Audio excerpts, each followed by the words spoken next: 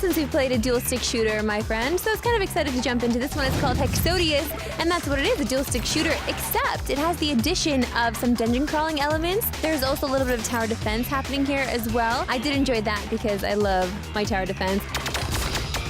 We were playing as some kind of flying droid that has no personality. No. But his buddy that helps him along the way, or helps us along the way, has a little bit of a personality. He's a neat little robot dude who sometimes we have to protect, depending on what the mission calls for. Usually the mission has you just surviving waves and waves of enemies, and then once you do that, you go to the middle of the stage, you teleport the hell out of there, then you get back to the map, and that is where the hexagonal theme, for me anyway, really is there, because you're looking at a bunch of hexagons, deciding which way you're going to go, what stage you're going to tackle next.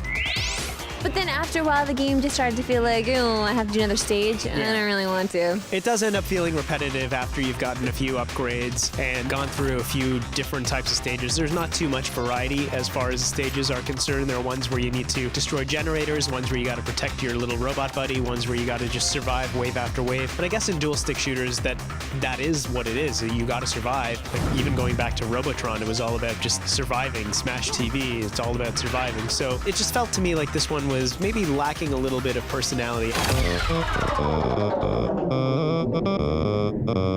After each stage is done, you get a rank. Could be an S rank if you're really good, or like A, B, C down the list. Oh, I didn't get an S ever. But the thing is, even if I didn't get the S, if I got a B rank or an A rank, there was nothing that made me want to go back and play that exact same stage again and try to get a better rank. So it didn't really have that pull for me. It felt like the controls were a little slow on this robotic craft. I should be a little faster. Once you do get the speed upgrade, you do get somewhat faster, but not as agile or maneuverable as you'd wish that you were, because later on the enemies start shooting things at you. It could be heat-seeking missiles, it could just be bullets, but it gets to be somewhat overwhelming. There wasn't really any excitement to be had, and it was quite difficult, especially when the heat-seeking missiles came into play.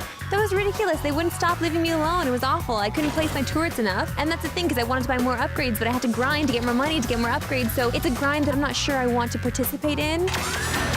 I just feel like this game is hovering around mediocrity. It is. And I suppose it's okay for a little bit of a time kill, but there are lots of other great games in the Xbox Live Arcade that we could be playing. Like we could be playing one of the Geometry Wars games, which I think handles this kind of thing a lot better, and it's a lot more upbeat. It's really strange to play a game that's neither here nor there. I mean, it's not an absolutely terrible game, but it just doesn't have that special something, that thing that grabs you and makes you feel like, yes, I'm having a kick-ass time playing this. I need to keep playing this game. Hexodius, what do you think it deserves? I think it deserves a 6. Oh yeah, 6 sides, definitely worth a 6.